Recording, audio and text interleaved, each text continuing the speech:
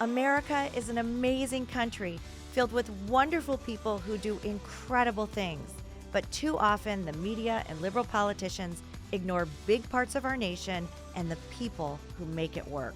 So I'm speaking with leaders and policymakers who deal with real problems every day.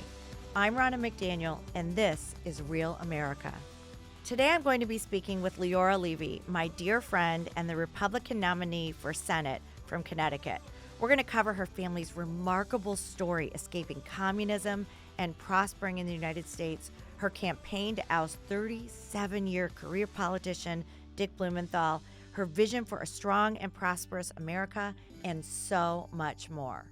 I am so excited to invite this next guest or have this next guest on my podcast. She's a dear, dear friend of mine. She's an RNC member from Connecticut, and she is running for Senate to take on Dick Blumenthal in the great state of Connecticut. Welcome to my podcast, Leora Levy. Thank you so much, Ronna. I'm so delighted to be with you. It's great to see you, albeit virtually, but as you said, we are great friends, so it's just wonderful to be with you today. I've known you for a long time. I'm actually kind of mad at myself that it's taken me this long to have you on the podcast. I'm so excited to have you here. But I start every podcast right now because the election is just days away. How can we give to you and support your campaign for Senate in Connecticut? Oh, thank you for asking that.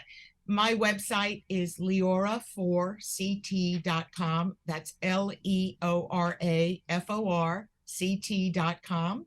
And anything that your viewers could donate will be very helpful. I'm up against a 37-year career politician who started with over $8 million. He has spent between $4 and $5 million against me already. Chuck Schumer's super PAC is running ads against me.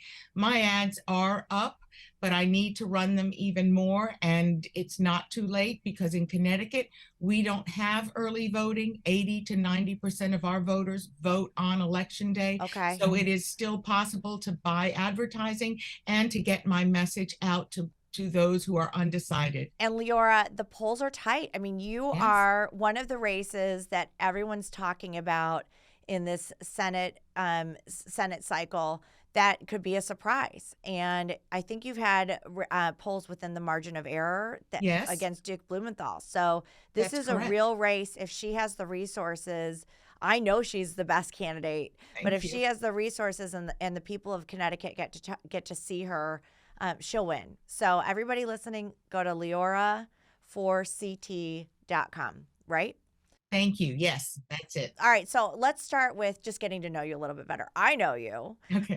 but the people who are listening probably don't know you as well. So tell your story a little bit and introduce yourself. All right. Well, my story actually begins before I was even born. My mother and her parents escaped Nazi Europe in 1940. The reason Wow. they left, my grandfather was a smart man. He could see what was happening around them, but the catalyst for their leaving was the death of their young son, Leo, after whom I'm named. He would have been my uncle. He died at 3 years old, and that was the reason they left. His death was the reason they left Europe, because my grandmother couldn't get over it, and my grandfather decided they had to make a new life. So I consider Leo the angel who saved his family. I bear a huge responsibility because Wow. I carry his legacy. So I have a responsibility to make a difference with my life, to do the right thing with my life. And that is what motivates me every single day of the year. So where did they go? Where did they? Well, they tried to get into the United States. They met Okay. on a perilous trip through Germany. They passed as non-Jews on a train car filled with SS officers. They managed to get to Genoa. They took the last American ship out of Genoa and got to Ellis Island, but were not allowed into the United States. Why? What was the reason? There was a quota for Jews. Wow. FDR had a quota and would not admit my family, my mother, who was a little girl, and her parents. They were going to be sent back to Europe. The family that didn't leave, the rest of the family was murdered in the Holocaust. Oh my gosh. But fortunately, they were able to get visas to Cuba. So they went to Cuba. They went to Cuba in 1940. And then your Then mom, 20 years later, yeah. we had to leave Cuba Oh because of my goodness. Castro's communist revolution. And I came here as a 3-year-old. We Okay. came to the United States with absolutely nothing except the clothes we were wearing. In fact, my mother, my sister, and I were able to leave first. My father had a very hard time getting out. He was a wanted man by Castro. He was considered an enemy of the state. And for 6 months, my mother in her 20s, a young woman in her 20s with 2 little girls, a third child on the way, was in Miami, not knowing if her husband would ever get out or if he was even alive still. So you can imagine the stress and the strain of that as a 3-year-old. I mean, I remember the tension. I remember bits and pieces of it, of that. I remember the day we left vividly, but being in Miami without my dad, that had a big impact on me. Okay, so you have to finish that story. Did you get reunited with your Yes. dad? Okay, because that was Yes. a cliffhanger there. He did get out. That's going to be an espionage novel that I'll write one day, or a Really? So he autobiography. did get out, but you got reunited with your dad in Miami. Yes, in Miami. It's a long story. They hid in multiple places, but eventually he was with my uncle, the two of them. Eventually they managed to get to the airport. They were waiting in line to board a flight to Miami. Of course, once they checked their papers, they were pulled out of line, put into a room with a guard. This is like Casablanca. The plane was on the tarmac, the propellers were spinning. Oh, All of a sudden, the guard looked at his watch, said, "Oh, it's my lunchtime. I'm going to lunch." He said, "There's your plane." And he walked out. He left. We'll never know why. that's so crazy. He just walked out. They ran for the plane. They made the plane and showed up in Miami. That's amazing. So Yeah, it was a miracle. how did you end up in Connecticut? Well, I went to school in Rhode Island. I grew up in Charlotte, North Carolina, because Okay. that's where my dad got a job. And but when I went to college, I went to Brown University in Providence, and my major was international relations with a heavy emphasis on economics. I wanted to go into business, especially international business, and I became one of the first women international commodity traders in the world at the time I was trading. And I went to so I was working on Wall Street in New York. And I met my husband in New York, and when we got married, we decided we didn't want to raise our children in an urban environment. We wanted a suburban environment, and we moved to Greenwich. Well, I've met Steve. Your husband's amazing, by the Thank way. you. We He love your says husband. hello. Tell him hi. And I didn't know all of that actually. And I've known you for a long time. I knew bits and pieces of that. So that's just such an amazing American story, an American dream story. It I love absolutely that. is. I've lived my American dream. Absolutely. And that's what I want for everybody else's children. And you love Connecticut. And you've Yes. been an advocate for Connecticut long before you were running for Senate, serving on the National Committee. But I know as RNC chair, you're always advocating for Connecticut because you see how bad the Democrat policies are in your state with your governor, with Blumenthal, up and down the state. And you're always advocating we can turn this blue state red. But now you've thrown yourself in the arena and you are on the front lines of turning a blue state red. So tell me what you are hearing on the campaign trail from voters about what they're worried about and why they're looking to you and to make a change from Dick Blumenthal. Well, voters understand that life does not have to be this way. In Connecticut, life is unaffordable. We have very high prices for food, for gasoline, and now for home heating oil, especially. Those prices are up 98% or more, Wow. depending on the part of the state you're in, from last year. Some places 130% more. Home heating oil last year was $2 and change a gallon. here in Connecticut now, it's between $5.68 and up to $7, And it I've gets heard. cold in Connecticut. It It gets gets cold. cold. And not only that, there's a historic shortage. So they've already announced there will be rationing. There is also a shortage of natural gas in Connecticut. The CEO of the largest electric company, company, wrote a letter to President Biden just this week telling him there was a shortage, that he should prepare for this shortage, and that it was going to be a health threat to the people of Connecticut, the people of New England. So what does that mean when you say there's going to be rationing? What is that? What would that entail? I can only imagine, but I've been told that we will not be able to fill our tanks. We heat our home with home heating oil. Even even a couple of months ago, our heating company called the day before they were delivering and asked Mrs. Lee, they just asked, do you want a full tank or do you want a half a tank? Many of our customers can't afford to pay for a full tank. Oh my gosh. Yes, and then but now we won't be able to fill our tanks. Everybody will be allocated a certain amount, and that's it. This Because is a national health threat. I don't think people realize, I did not realize in the Northeast the home heating oil issue. Because I'm from Michigan, we don't have that. So I didn't understand that.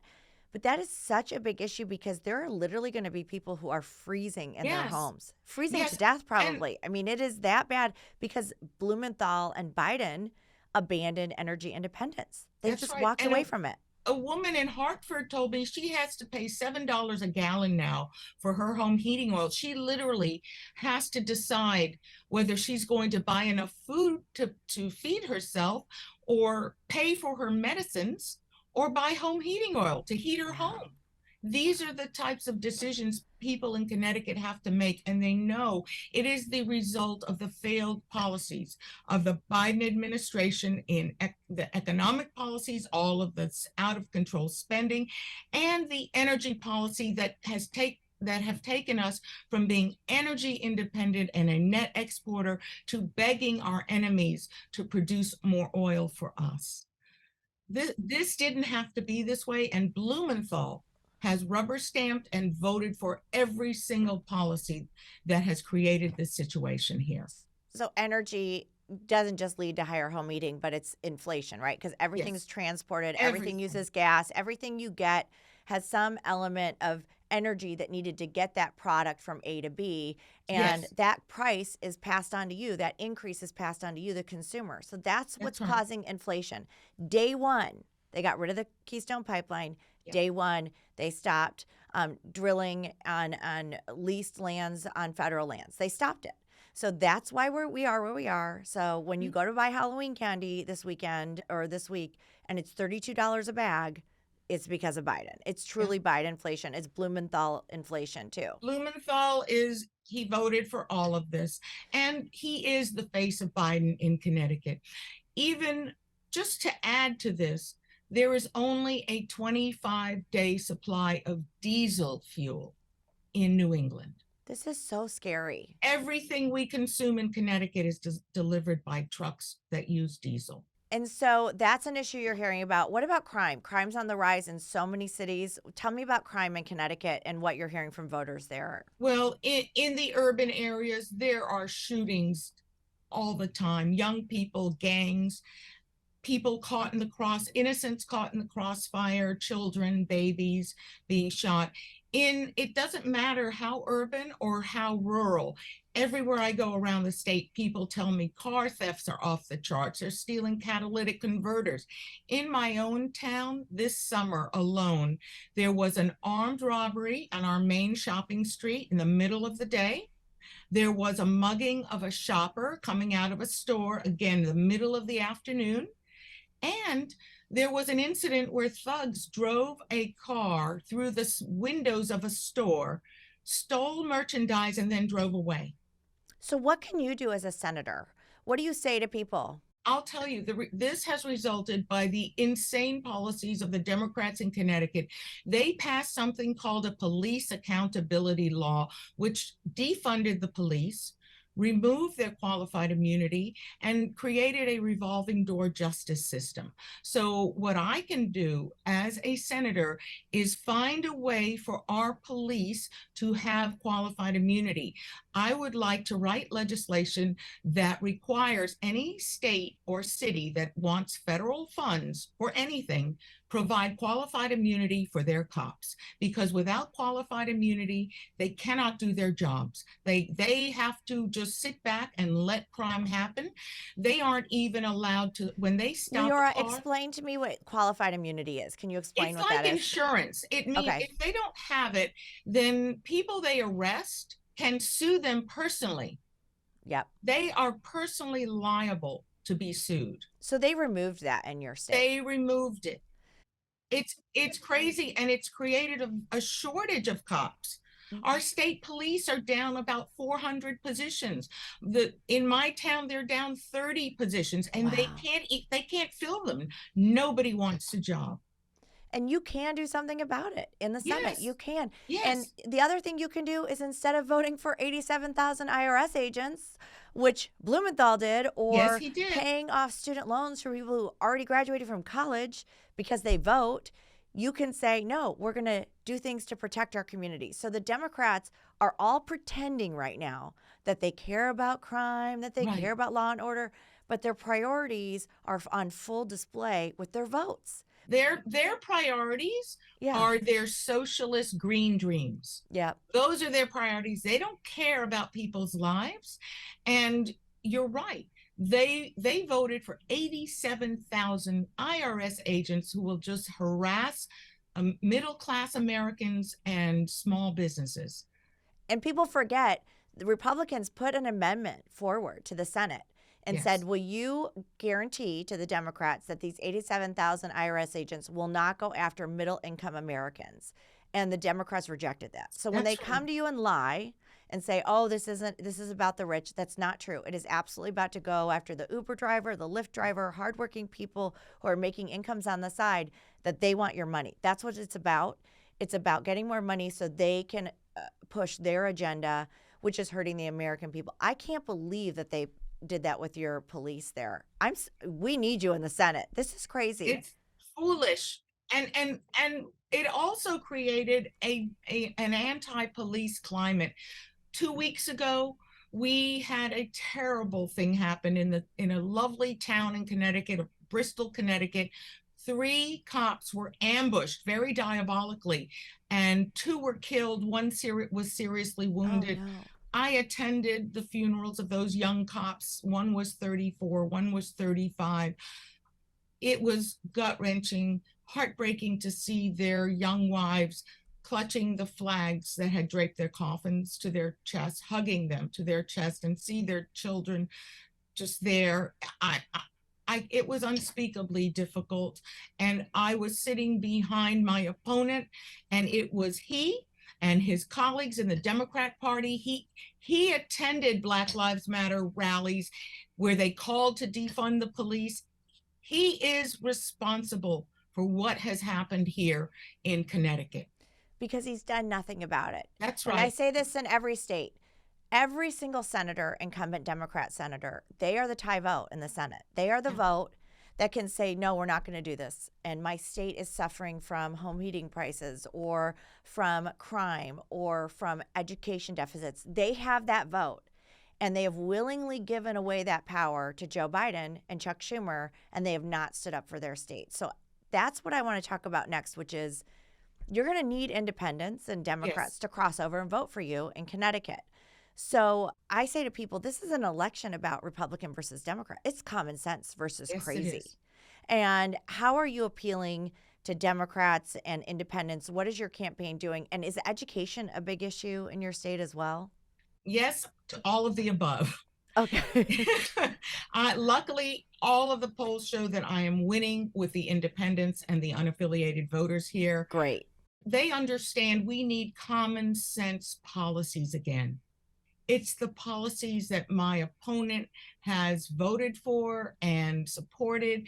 You know, he tries to sound compassionate about every issue, about every problem, but it is he who has created these problems with his votes and with his policies. And the voters understand that. And if you want to change the results, if you want to change the outcome, you must change the leadership. Yeah, that's exactly right. Yeah. I mean, on every level, and I don't know if you say this to voters, Leora, but when you say, do you think they've done a good job in 2 years when they've had the Senate, the House, and the White House?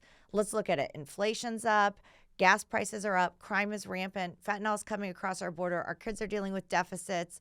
Uh, on every single level, they have failed, and the That's right. only way to change it is to change it. That's right. Is to fire them. And Um, you know, I'm a mother.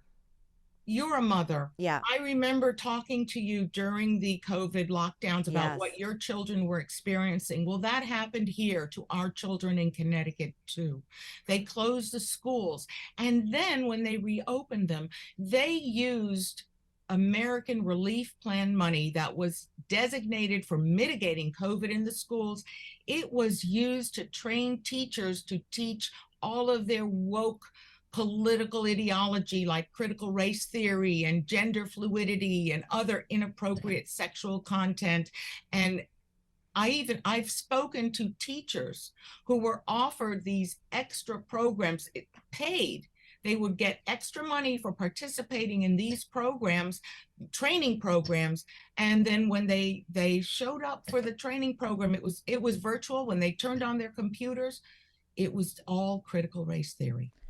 So they used their COVID relief dollars Yes. and they diverted it to activism training and to That's correct. indoctrination. That's That what they is did, correct. right?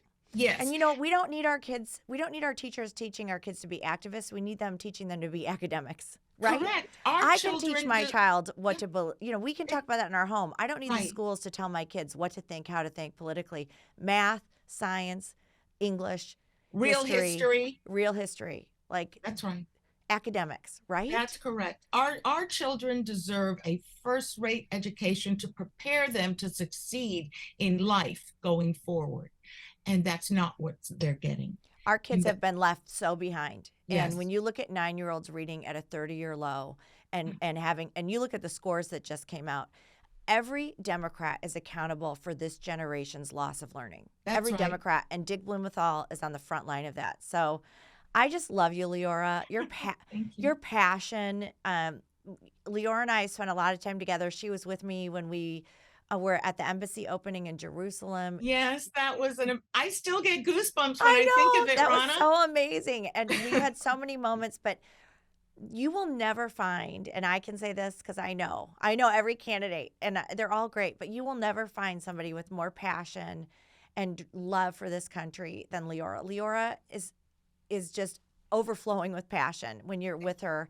She loves this country. It's so near and dear to her. And of course, coming from Cuba, fleeing Nazism, fleeing communism, you understand firsthand the sacrifice that your family made to come to this country.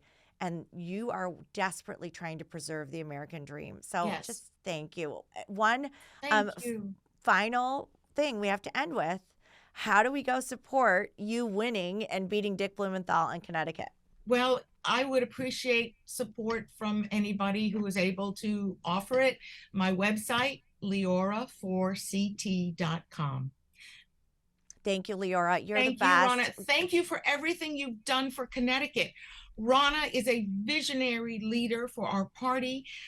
That engagement center that you opened in New Britain to do outreach in the Hispanic and African American communities has been so helpful and will make a difference to all of our candidates in this election. And just so you know, I am campaigning in the Hispanic community, in the African American communities. Yo hablo español y ellos están muy contentos de tener la primera latina para corriendo para el Senado.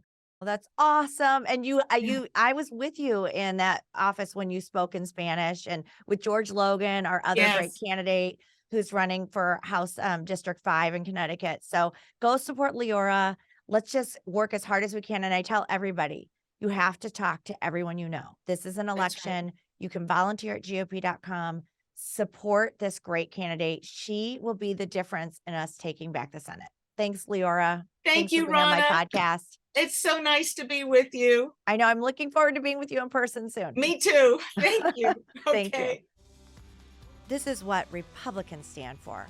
I'm Ronna McDaniel, and this is Real America. Paid for by the Republican National Committee, not authorized by any candidate or candidates committee. www.gop.com.